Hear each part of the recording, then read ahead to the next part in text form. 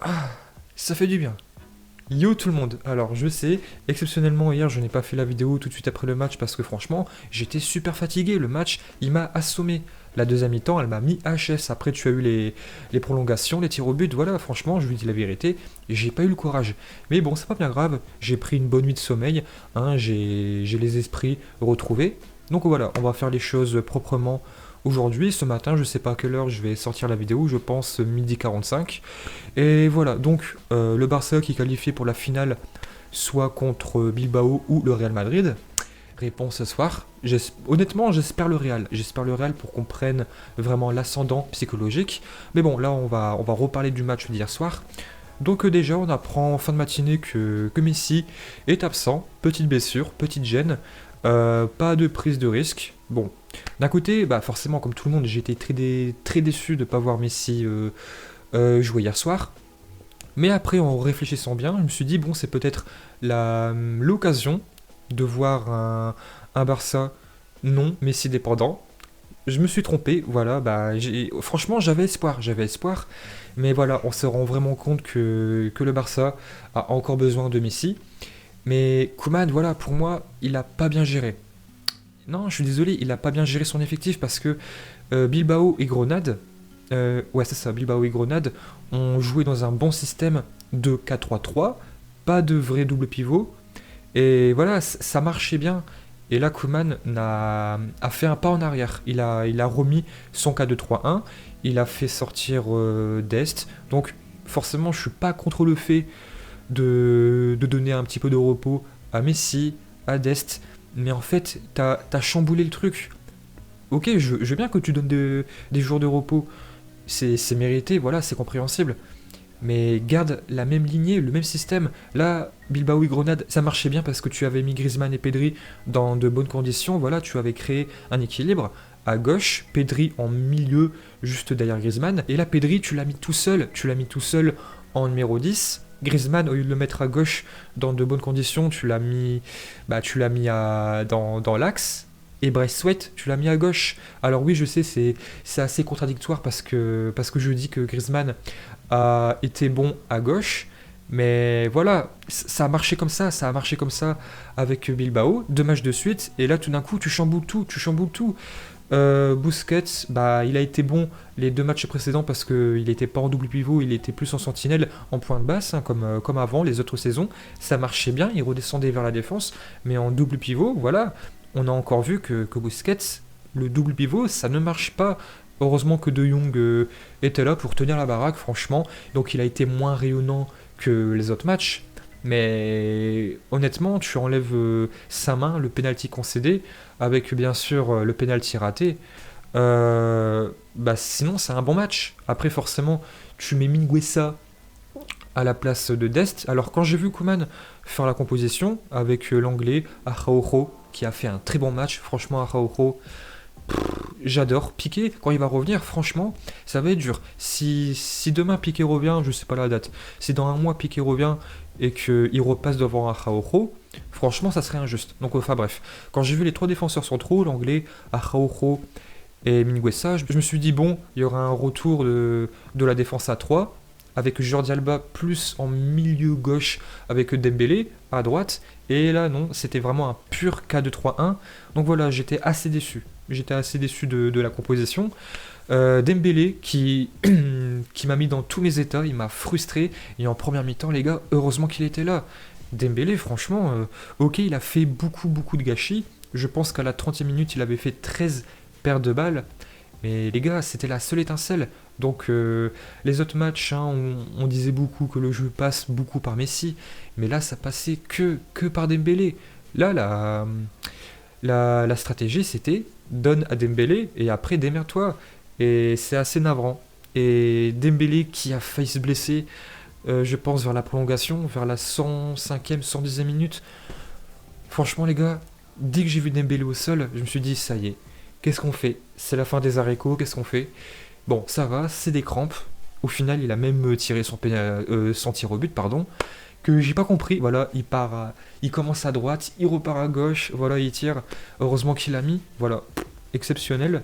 Exceptionnel tir au but, mais voilà, Dembélé, il m'a frustré. En deuxième mi-temps, il a il a fait énormément de gâchis, pas beaucoup de bonnes prises de décision, mais après voilà, il y a la fatigue. Moi je l'ai dit pardon, dans mon avant-match, j'aurais préféré mettre Dembélé de repos. Bon, ça a marché, il a joué, normalement il s'est pas blessé, il s'est bien réveillé. Il pourra, j'espère, revenir dimanche contre le Real avec Messi, sinon ça va être très très dur. Parce que là on se rend compte que sans la fulgurance et l'étincelle de Dembélé et sans le génie de Messi, bah on a du mal. Et c'est ça qui m'énerve en fait. Je suis pas contre le fait de mettre des joueurs au repos, mais il faut garder la même lignée. Là, on s'est bien rendu compte que Pedri a beaucoup de mal sans Messi. Et c'est normal. Le petit, il a 18 ans, il était bien habitué à combiner avec Messi, avec Léo. Et sans lui, voilà, il a du mal. Donc il a pas fait un match pourri, je sais très bien.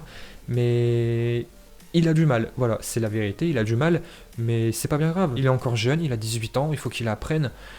C'est pas bien grave, je suis pas inquiet pour lui. En début de match, on se rend compte que la Sociedad a pris l'ascendant psychologique, physique, voilà, il nous défonçait. On avait vraiment du mal à ressortir le ballon, forcément, parce que tu as Busquets en double pivot, ça ne marche pas. Si tu veux mettre un double pivot, d'accord, il n'y a pas de problème, mais mets Pjanic tout de suite. Et franchement, et je vous dis la vérité, heureusement que la Sociedad était maladroit, et vraiment très maladroit, devant le but. Franchement, ça aurait pu faire 3-1 pour la Sociedad en première mi-temps, honnêtement. Et heureusement qu'on avait un Ter Stegen exceptionnel. Ce match-là, Ter Stegen, je suis désolé, je lui mets une note de 9. Les pénaltys, non, j'ai toujours du mal, pardon. Les tirs au but qui t'arrêtent, je pense qu'il en a arrêté 2, parce que t'en as un que c'était repoussé par le poteau. Mais heureusement qu'il est là, même un coup franc, vers 10 minutes avant la fin, il te sort une détente incroyable. Franchement, des fois j'ai de la peine pour lui. Je me dis, mec, t'es un gardien pour moi de classe mondiale, tu joues même pas en sélection avec la Mannschaft, des fois tu joues dans une équipe malheureusement bancale avec le Barça, des fois je me dis tu mérites mieux. Mais voilà, heureusement qu'il est là. De Jong qui te sort une détente pour marquer. Voilà. Et Griezmann, parce que je pense que j'ai oublié, hein, je suis encore un petit peu fatigué, désolé, j'ai les lumières qui me tapent tout de suite au réveil. Griezmann, sur sa pas décisif sur le but de Jong, s'il n'avait pas fait ce match-là, ça aurait été un 1 sur 10. Déjà que dans le jeu, bah voilà, sans Messi, on se rend compte que des fois avec Messi, il n'y arrive pas, sans Messi, il n'y arrive pas. Okoké, il a fait une bonne passe décisive, un bon centre pour De Jong. Après, il te loupe le tir au but, qui a hyper mal tiré, franchement. Parce que De Jong, ok, il a loupé son tir au but, mais c'est parce qu'il a mal tiré. Voilà. Normalement, quand l'arbitre siffle le coup d'envoi pour tirer le tir au but, voilà, tu prends un bon coup de... Tu respires un bon coup, t'attends 2-3 secondes et après tu tires. Voilà, De Jong, tout de suite il a tiré, il a pas réfléchi. Donc, et encore il a fait le poteau. Et là Griezmann, je sais pas, il a pris son temps, il t'a envoyé le ballon 20 mètres au-dessus, il a tué 3 pigeons avec Bartomeu avec. Voilà, donc De Jong, je vais entre guillemets rien lui dire parce que sur le terrain, il était très bon. Une grosse détente, la balle, c'est même pas qu'il lui a dit oui. Il lui a dit je vais te niquer d'un coup. Après forcément De Jong, un match un tout petit peu gâché avec sa main concédée, mais voilà, tellement qu'il a fait le taf au milieu de terrain, tellement qu'il était présent, je vais rien lui dire, mais Griezmann, je suis désolé. Non, dans le jeu, il était pourri. S'il n'avait pas mis son centre décisif, bah c'était un match plus que pourri.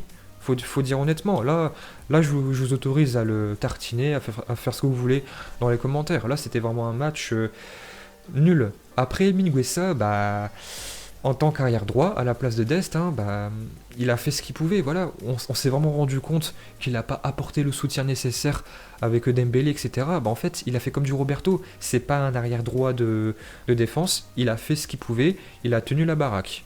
Voilà. Donc Mingueza, c'était pas un bon match pour le juger, pour le tacler. Voilà. Il a fait ce qu'il pouvait dans une position qu'il ne connaît pas trop. On a mis au moins 30 minutes à rentrer dans le match. De la première seconde à la 30e minute, on a subi face à des Basques qui ont bien joué, qui étaient plus déterminés que nous, qui avaient une meilleure fraîcheur. Après, tellement qu'ils ont mis de l'impact dans le jeu, ils ont commencé à descendre, on a commencé à prendre l'ascendant après le but. Et voilà, en fait, on a géré que de la 30e à 45e minute. Et après, ça a marché avec des petites individualités, voilà, par-ci par-là, des De Jong, aussi Dembélé qui marchait aussi bien avec des fulgurances, mais toujours individuel. Et là, on se rend compte que le jeu collectif en 4-2-3-1, ça ne marche pas. Ça a bien marché dans le 4-3-3 contre Bilbao et Grenade. Voilà, on avait un beau jeu collectif et avec Messi. Et là, j'aurais bien aimé voir la même compo, donc le 4-3-3, et sans Messi. Moi, franchement, j'aurais préféré mettre Braithwaite à la place de Messi. Et après, tout le reste, pareil, ça bouge pas. Garder la bonne continuité. Donc voilà, en deuxième mi-temps, il n'y a pas non plus grand-chose à dire, hein. On a subi, manque de fraîcheur. Voilà, c'était assez dur de regarder le match, hein. Il n'y avait pas de belles choses à dire. Et après, la belle fin d'histoire, c'est qu'on voit Riqui Puig te mettre le but de la qualification. Franchement, super. À en croire les rumeurs, Koeman avait donné la liste des 4 tireurs qui allaient tirer. Et c'est Riqui Puig qui était déterminé à tirer le cinquième. Il a mis. Il était super content. Franchement, ça m'a fait super plaisir. Et en fait, c'est vraiment une belle fin d'histoire. Enfin, une belle fin de match qu'on voit. Donc forcément, Riqui Puig qui met le but de la victoire, le but de la qualification, bah ça va rien changer en fait. Koeman, voilà, il va rester dans son idée. Riqui Puig, il jouera pas, donc il a joué les 30 dernières minutes en prolongation. Bah il a pas trop fait la différence, hein. Il a fait des bonnes actions par-ci par-là, mais il a eu du mal. Il a eu du mal parce qu'autour de lui, ça bougeait pas. Ça bougeait pas, il pouvait pas tout faire tout seul. Il n'y avait pas beaucoup de mouvement. Le but de la qualification, c'est une belle victoire pour lui. Pour nous, franchement, je suis très content pour lui. Et j'espère que Koeman, ça va faire réfléchir. Donc là, on se qualifie dans la douleur, vraiment dans la douleur.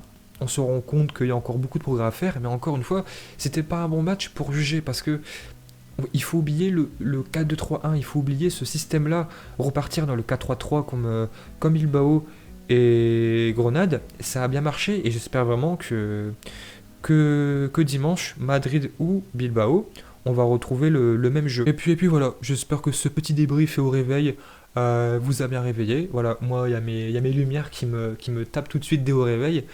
Et puis voilà, yo tout le monde.